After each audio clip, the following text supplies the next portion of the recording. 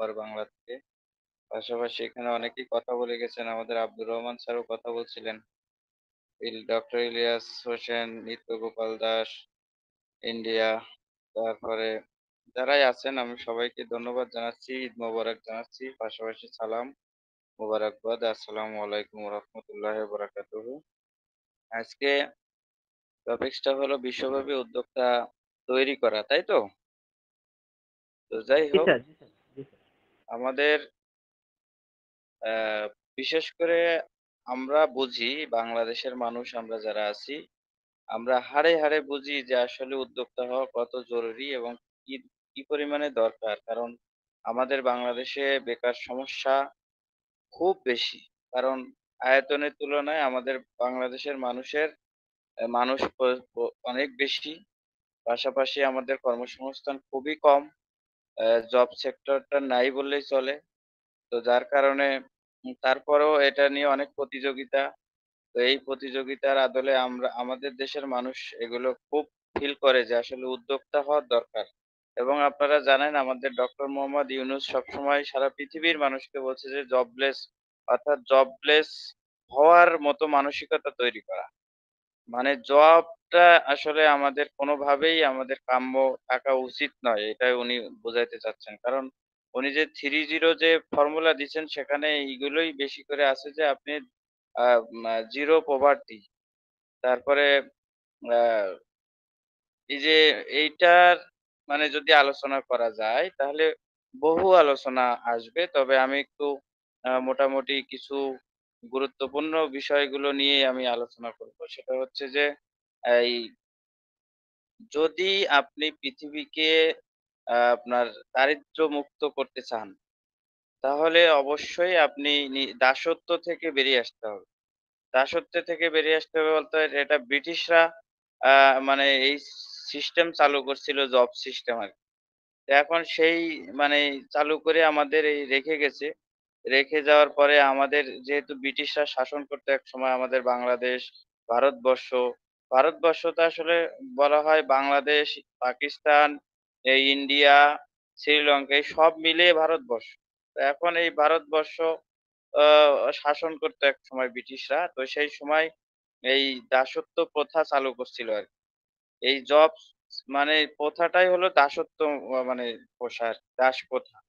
এই প্রথাটা আসলে চালু করে দিয়ে গেছে আর আমরা এইটার পিছনেই ছুটে চলছি। কিন্তু যাই দেখেন আপনি এখন ব্রিটিশরা কিন্তু এই দাসপ্রথার মধ্যে খুব কম আছে। তারা দেখবেন যে তারা কিন্তু আ যে যখন খুশি তখন তারা যেকোনো কাজ করতে পারে। পাশাপাশি তারা অনেক কিছু আবিষ্কার করতে পারে। তারা অনেক সিস্টেম আবিষ্কার করে আর আমরা ওই সিস্টেম মোতাবেক আ চলি আরকি। এখন এই যে আ মানে ৩-০ র মধ্যে একটা বিষয় হচ্ছে যে আমরা জিরো পভার্টি। তো জিরো পভার্টি জায়গা থেকে আমাদের ডক্টর মোহাম্মদ ইউনূস কিন্তু ইউরোপের বিভিন্ন আ মনে করেন যে সামাজিক যে ব্যবসাগুলো আছে, সেই সামাজিক ব্যবসাগুলোর মধ্যে এই সিস্টেমটাকে ডেভেলপ করার চেষ্টা করতে। অর্থাৎ আমরা সামাজিক ব্যবসা করতে পারি এবং সামাজিক ব্যবসার মাধ্যমে কিন্তু আমরা কি করতে পারি? আমাদের দারিদ্র্যমুক্ত হতে পারি, নিজেরা উদ্যোক্তা হতে পারি। এরকম কিছু বিষয় উনি ওখানে দিয়েছেন। তো আমাদের অন প্যাসিভ সেখানে কিভাবে কাজ করতে পারে? অন প্যাসিভ কিন্তু একটা মানে জেনুইন এই জিরো পভার্টির একটা মানে ফর্মুলা। কিরকম ভাবে সেটা হয়? সেটা দেখেন আমরা ১ম এই ১৪,০০,০০০ ফাউন্ডারের একটা কমিউনিটি কিন্তু অলরেডি তৈরি করেছি। এটা একটা সোশ্যাল নেটওয়ার্ক বলতে পারেন। সামাজিক আ মনে করেন একটা বন্ধন। তো এই যে সামাজিক বন্ধন থেকে কিন্তু আমাদের এই একটা পরিবার আমরা কিন্তু একত্র হতে পেরেছি। এটা আপনি যেভাবেই বলুন না কেন। এখন ১৪,০০,০০০ লোকের একটা পরিবার, এটা এমন না যে শুধু বাংলাদেশের মানুষ মিলে ১৪,০০,০০০ লোকের একটা পরিবার। ব্যাপারটা তা না। ব্যাপারটা এমন নয় যে ইন্ডিয়ার ১৪,০০,০০০ লোকের পরিবার। ব্যাপারটা এমনও নয়। এটা এমন নয় যে এশিয়ার ভিতরে মানুষের একটা পরিবার। তা না। এটা পৃথিবীর সকল রাষ্ট্র, মহারাষ্ট্র, মহাদেশ আপনি যেভাবেই আনেন না কেন পৃথিবীর প্রত্যেকটা কর্নার থেকে কিন্তু আমাদের এই পরিবার সম্পৃক্ত আছে। আমি যখন ১ম আমার যখন সাবস্ক্রিপশন দেওয়া হয় তখন আমার উগান্ডা থেকে আমার এক ভদ্রলোক আমার ডাইরেক্ট স্পন্সর সে ১ম এ আমাদের লুৎফর ভাইয়ের আগে উনি সাবস্ক্রিপশন দিয়ে দিছে। সেখান থেকে আমার একটা আর্নিং চলে আসছে। দেখেন মানে মজাটা কোথায়? যে এখন আমরা যে অ্যা ব্যবসাটা শুরু করতে যাচ্ছি, এই ব্যবসাটা হলো উদ্যোক্তা তৈরির ব্যবসা। উদ্যোক্তা তৈরির ব্যবসা মানে ১৪,০০,০০০ লোকই উদ্যোক্তা। কিভাবে সেটা সম্ভব? সেটা এইভাবে সম্ভব যে আমি আব্দুস সোবহান কিন্তু চাইলেই একটা ব্যবসা দিতে পারি না।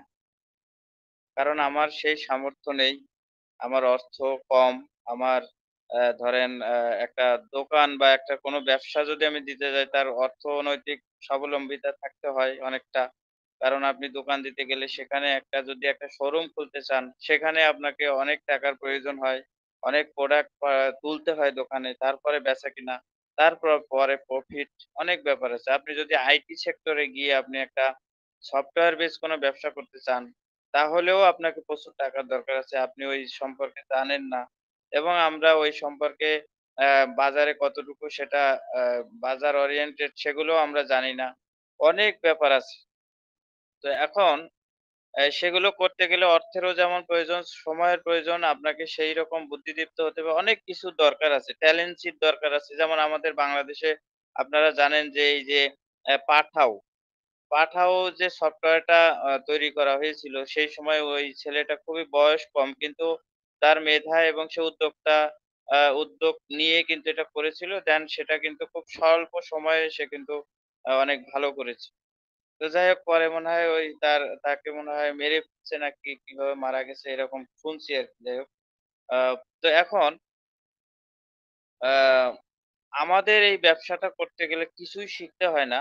এটা হচ্ছে জাস্ট আপনি যদি পানি পান করতে জানেন তাহলেই এই ব্যবসা করতে হবে। এটা এক। আপনাকে সার্ভার বা সফটওয়্যার বা কোন কিছুই তৈরি করার আপনার কাজ নেই। আপনাকে তৈরি করতে হবে না। জাস্ট আপনি শুধু এটাকে জাস্ট যদি আপনি এটা আ ব্যবহার করতে পারেন বা ইউজ করতে পারেন বা মানে এটা বলতে পারি যে এটা আপনি যদি লগ ইন, লগ আউট করতে পারেন তাহলেই হবে। সেইরকম একটা ব্যবসা। তো এখন আপনার থেকেই ব্যবসাটা আপনার শুরু।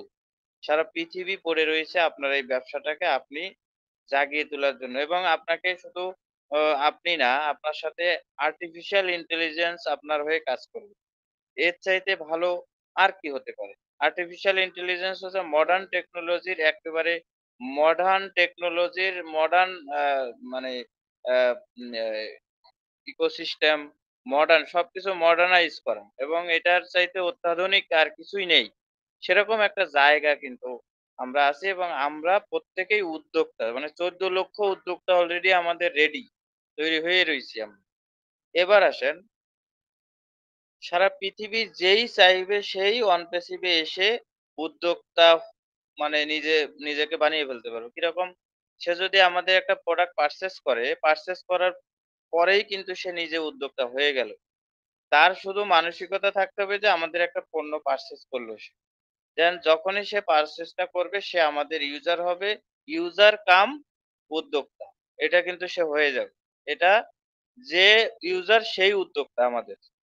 এ এখন যদি এরকম হয়, তাহলে সারা পৃথিবী থেকে দেখেন কি পরিমাণ উদ্যোক্তা আমরা তৈরি করতে যাচ্ছি আপনি ইমাজিন করতে পারেন? তা আমি ইমাজিন করতে পারতেছি। যে কি পরিমাণ উদ্যোক্তা সারা পৃথিবীতে আমরা তৈরি করতে যাচ্ছি, এসমোবারে তৈরি করতে যাচ্ছি। তাহলে এইটা যখন এই ফর্মুলা যখন আপনার সারা পৃথিবীতে যখন ইমপ্লিমেন্ট হবে, অর্থাৎ এই জিরো পভার্টির এই থিওরি যখন আমাদের এর মাধ্যমে ইমপ্লিমেন্ট হবে, তো এটা যখন সারা পৃথিবীতে মনে করেন আলোড়ন সৃষ্টি হবে, অলরেডি ইউরোপের বিভিন্ন কান্ট্রিতে কিন্তু এই ফর্মুলায় সামাজিক ব্যবসা চলমান। এবং তারা চেষ্টা করতেছে যেমন আপনারা জানেন কিনা জানি না। গত অলিম্পিক খেলার মধ্যে কিন্তু সামাজিক ব্যবসাটাকে কিভাবে মনে করেন যে মডার্নাইজ করে সারা পৃথিবীর মানুষের কাছে এটা তুলে ধরা যায় বা ইউরোপের ওই আপনারা জানেন যে ফ্রান্সে না কোথায় জানি অলিম্পিক গেম হইলো। তো সেখানে আমাদের এই ডক্টর মোহাম্মদ ইউনূস কিন্তু আমাদের এখানে ক্ষমতা গ্রহণ করার আগে কিন্তু ওখানে ছিল। এবং ওখানে সামাজিক ব্যবসাটাকে কিভাবে ডেভেলপ করা যায়, কিভাবে এটা ওই অলিম্পিক গেমস এর মাধ্যমে সবাইকে জানানো যায় সেটার হয়ে উনি কিন্তু অ্যাম্বাসেডর হিসেবে কাজ করতেছিলেন। এখন আমরা যখন এটা সারা পৃথিবীর মানুষের কাছে এটা পৌঁছে যাবে এবং আর্টিফিশিয়াল ইন্টেলিজেন্স সাথে কাজ করবে, পাশাপাশি আমরা কাজ করব। সবাই মিলেমিশে যখন একটা সুন্দর একটা পৃথিবী গড়ে ফেলবো, তখন আপনারা বুঝতে পারবেন এবং সারা পৃথিবীর যারা বোদ্ধা আছে, যারা মানে বুদ্ধি রাখে, যারা মনে করেন যে ইন্টেলেকচুয়াল পারসন আছে, তারা বুঝবে যে এইটার ক্ষমতা, এটার নেটওয়ার্ক, এটার মানে কত মানে বড় আরকি, কত মানে ইফেক্টিভ।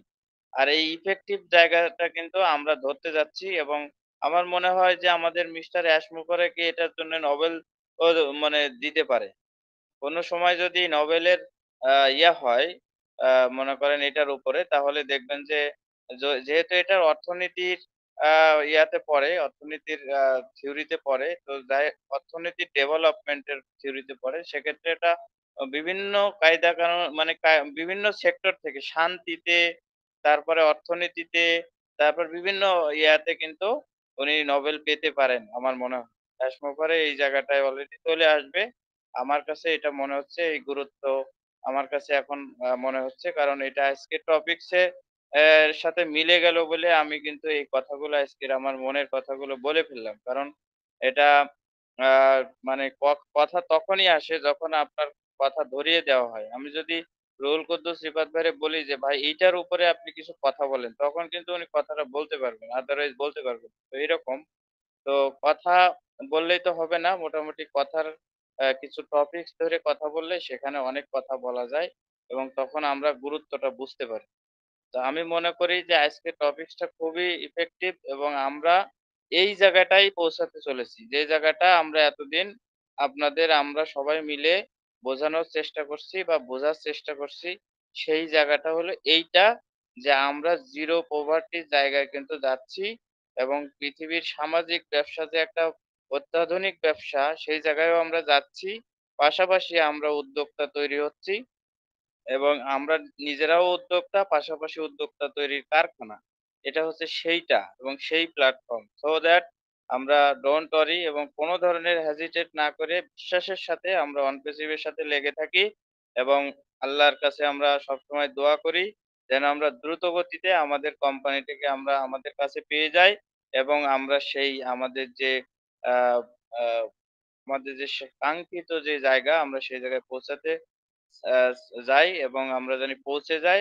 আর আমরা সবাই মোটামুটি গলাগলি করে একসাথে আমরা পৃথিবী জয় করি। সেই কামনায় আজকে এই পর্যন্তই। আল্লাহ হাফেজ। Over to Ruhul Quddus Rifat. Thank you. চমৎকার, চমৎকার। অসাধারণ, অসাধারণ, চমৎকার, চমৎকার অসাধারণ। কথা, চমৎকার। সুন্দর।